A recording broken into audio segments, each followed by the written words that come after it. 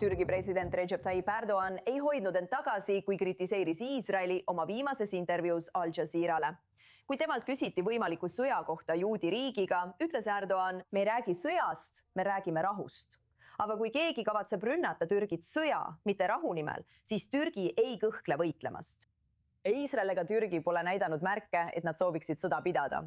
Kuid kui see peaks muutuma, on Türgil ka uus toetus. Mekka leping Saudi Araabia ja Pakistaniga. Erdoğan puudutas seda uut kaitsepakti ja ütles, et ükskõik millist riiki rünnatakse, kui rünnak toimub ükskõik millise nende 3 riigi vastu, saavad need 3 riiki üksteist kaitsta igasuguse rünnaku eest. President Trump avaldas samuti uut kiitust Mekka lepingule, kirjutades Truth Socialis. See näitab, kuidas Lähis-Ida riigid tulevad kokku ja kuidas riigid saavad lõpuks end tõhusamalt kaitsta. Et teemat edasi arutada on minuga stuudios dr. Hai Aytun Kohensian-Rootšak, Türgi ekspert Tel Avivi ülikooli Moshe Dayani keskusest. Hai, aitäh, et oled minuga I24 uudiste stuudios. Kuulge, kui rääkida neist Erdogani hiljutistest avaldustest Al Jazeerale, kas on märke, et Türgi tõesti soovib võimalikku sõda Iisraeliga või on see lihtsalt Erdogani sõnum tema enda toetajatele? Olgu, kui ma analüüsin seda viimast avaldust, näen ma 2 erinevat tasandit. Esimene tasand on see, et ta tegi väga vastutustundliku avalduse, et Türgi soovib rahu ja Türgi ei taha rääkida sõjakeeles. Ma arvan, et Erdogani jaoks on see ülimalt vastutustundlik. Olgu, see väärib kindlasti kiitust, kuid tema avalduse teine kiht on muidugi täiesti arusaadav Türgi presidendi jaoks, arvestades Türgi rahvuslikku uhkust.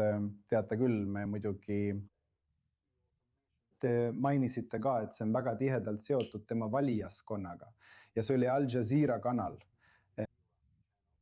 See on täiesti arusaadav, aga minu mõte on siin see, et ta ei välistanud sellist sõda. Ta oleks võinud öelda, et alates 1949 aastast Iisrael ja Türgi, nad tunnustavad teineteist vastastikku.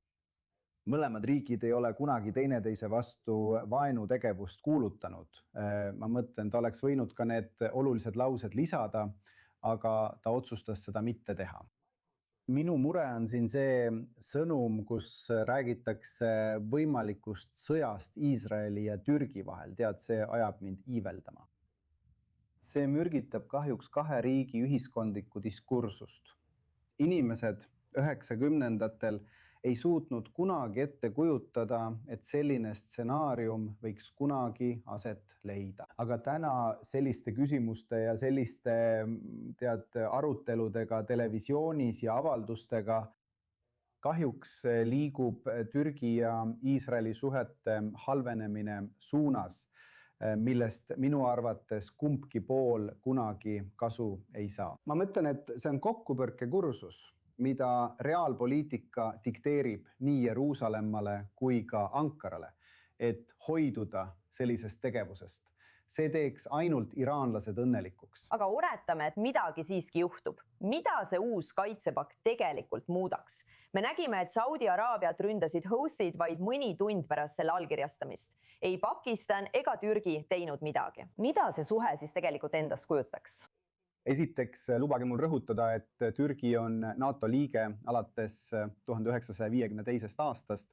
Seega olen ma väga skeptiline, kas see Mekka leping aitaks kuidagi kaasa Türgi, teate küll, otsesele julgeolekule. Ma arvan, et see tekitaks Türgile tohutu koormuse.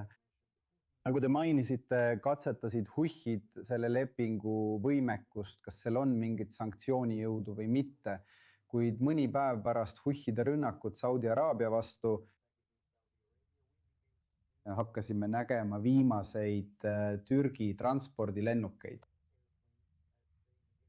Nad hakkasid vedama sõjalist varustust, teate küll, laskemoona ja ma eeldan, et ka oma eksperte ja sõjaväelasi Saudi Araabiasse. On mõned kinnitamatu teated, et Türgi kavatseb rajada uusi sõjaväebaase ja mitte ainult Jeemeni piirkonna lähedusse,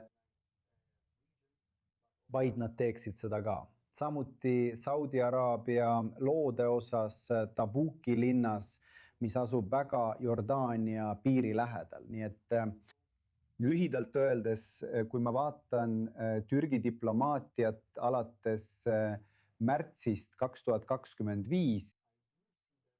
Ma tõesti näen, et neil on selline strateegia ümbritseda Iisraeli nende sunniitlike moslemiriikidega Süürias. Nad moodustasid organisatsiooni nimega Süüria naabrid ja muidugi peaksime rääkima ka sellest Mekka kokkuleppest. Et on ka suur tõenäosus, et Egiptus võib samuti võtta. Sa võid näha, kuidas see jätkab laienemist. Ja kui me vaatame laiemat Lähis-Ida pilti, siis näeme, et Iisraeli vaatenurgast oleks Iisrael ümber piiratud. Nii et see on väga oluline väljakutse Iisraeli riiklikule julgeolekule. Kindlasti on asju, mida peame jätkuvalt jälgima, kui räägime nende kahe riigi vahel kasvavast pingest. Dr. Hayatun Kohan-Jonotšak, aitäh, et olite meiega I24 uudistestuudios ja jagasite värskeid uudiseid. Aitäh!